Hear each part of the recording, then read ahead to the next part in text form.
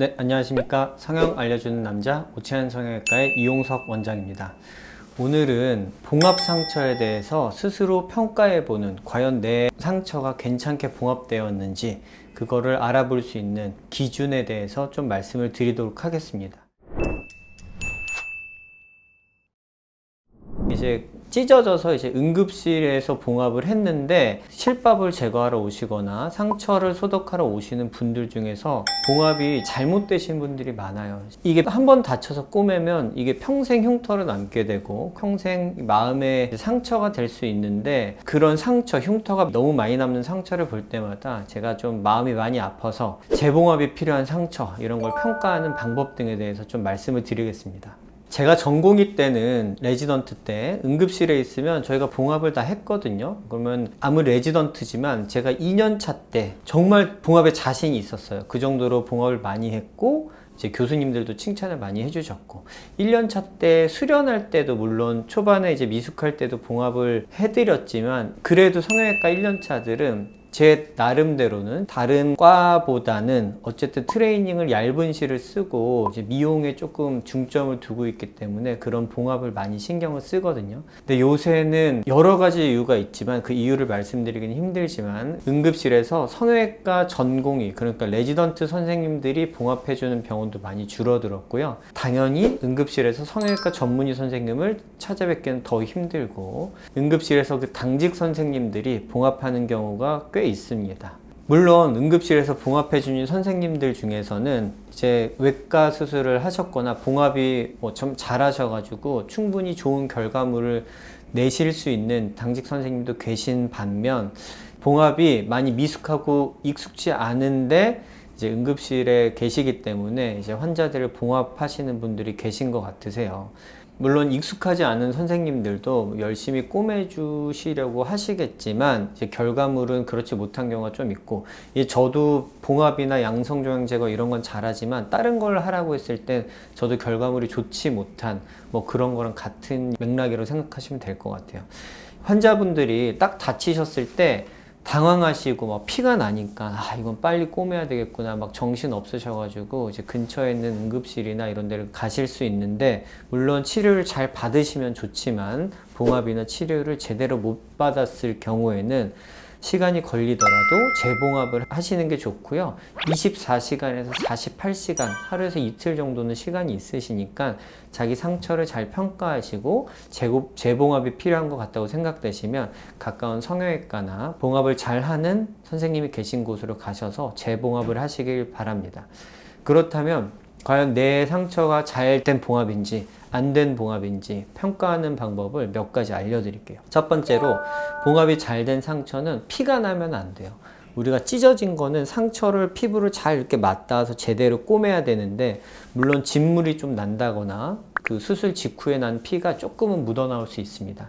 근데 막 첫째 날, 둘째 날 상처를 열었는데 피가 흥건하게 나온다거나 꺼지에 피가 붙어서 안 나왔고 막 피가 줄줄줄줄 흐른다, 이러면 무조건 재봉합 하셔야 돼요. 첫 번째 가능성은 안에 큰 혈관이 다쳤는데 그걸 모르고 봉합해서 피가 계속 나는 경우가 있고, 두 번째 경우는 그 절단면을 잘 맞추지 않고 꼬매는 경우에는 그 맞춰지지 않은 속살에서 피가 계속 나실 수 있습니다. 이 분은 제가 최근에 발가락 봉합 해드린 분인데요, 꼬맸다고 하고 오셨는데 피가 계속 나시는 거예요. 그래서 보니까 피부를 완전히 삐뚤게 꼬매가지고 안에 있는 지방층이 노출돼서 이제 거기서 피가 계속 나고 있었어요. 그래서 이번에 제가 발톱을 잘 잘라드려서 이제 발톱 바닥이랑 봉합을 잘 해드리고 실밥 제거를 예쁘게 해서 잘 나으신 모습입니다. 그리고 두 번째로, 찢어진 우리 선에서 이 실밥이 들어간 구멍이 있는데 거기가 일정하지 않게 봉합이 됐을 때, 그럴 경우에는 봉합이 잘 안 된 거라고 보시면 돼요. 우리가 이렇게 찢어졌는데 이제 봉합을 하잖아요. 그러면 조금 이게 능숙한 외과 선생님들은 일정한 간격으로, 비교적 일정한 간격으로 이 실이 들어간 구멍이 이렇게 일정하게 봉합되는 게 보통인데, 익숙하지 않은 선생님들은 실이 막 이렇게 돼 있어요. 이러면 봉합이 잘 안 된 상처라고 판단하시면 되고요.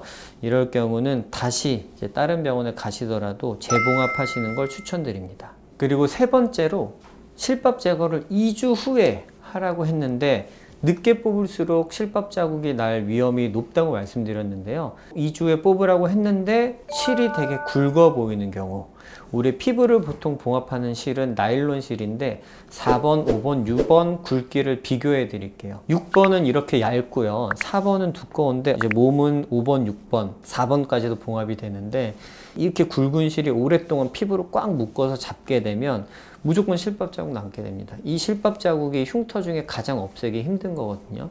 그래서 굵은 실로 2주 후에 뽑으세요 이러면 흉터 걱정을 하셔야 되고, 이분은 사진을 보시게 되면 발등에 다쳐서 오셨는데 굵은 실로 꼬맸어요. 그래서 실밥 자국 날 것 같다, 어떡하냐. 그래서 제가 일주일째 그냥 뽑자고 말씀을 드렸습니다. 벌어지면 다시 꼬매 드릴게요. 이거 오래 놔두면 무조건 자국 생깁니다. 그래서 일주일째 제거를 했는데 다행히 안 벌어지셨어요. 그래서 여자분 발등인데 샌들을 신고 하셔야 되잖아요. 다행히 일주일째 봉합자를 제거했는데 벌어지지 않고 실밥 자국이 덜 남을 수 있게 완료가 된 케이스입니다.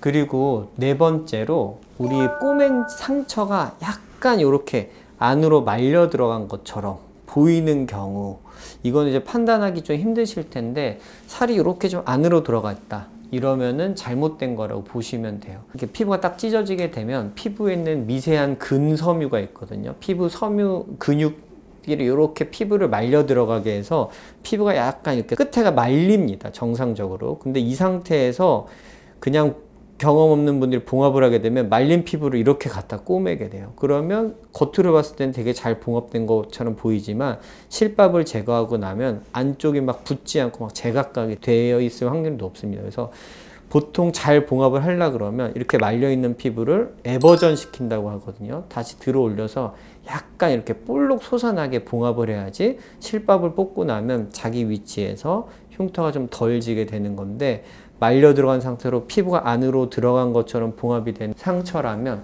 이것도 역시 흉터가 좀 많이 남는 상처고요. 마지막으로 이제 가장 중요한 거는 이제 속봉합이 됐느냐 안 되느냐, 이것도 중요해요. 우리가 피부가 이렇게 있는데 상처가 났다는 거는 피부가 이렇게 찢어졌다는 거잖아요. 그럼 이 상처가 생겼을 때 지혈을 하기 위해서, 그리고 상처를 회복시키기 위해서 피떡이나 진물이 이렇게 안에가 차게 돼요.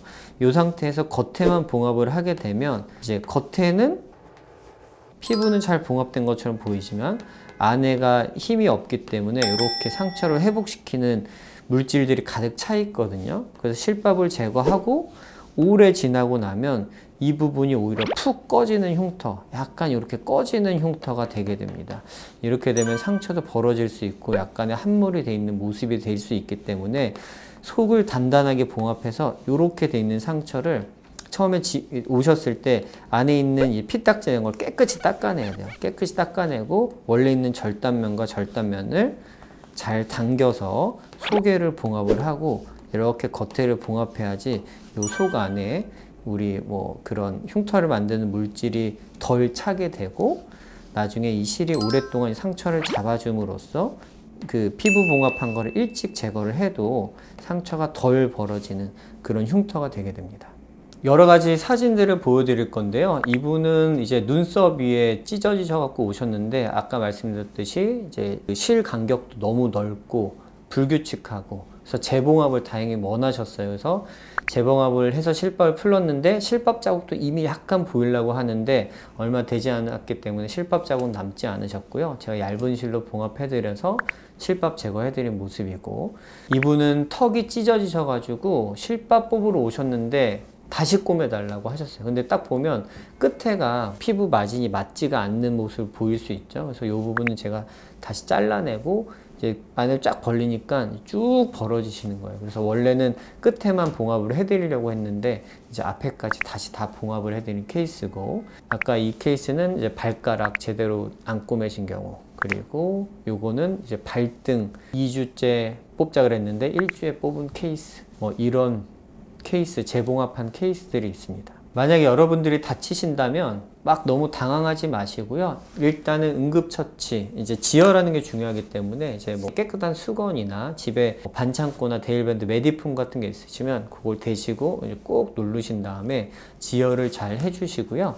차분하게 주변에 봉합을 잘 할 수 있는 병원을 찾으셔가지고 첫 봉합을 가장 잘 하시는 게 흉터를 가장 잘 남지 않게 하는 가장 좋은 방법입니다. 네, 오늘 내용이 도움이 되셨다면 오치안TV 구독과 좋아요 부탁드립니다. 감사합니다.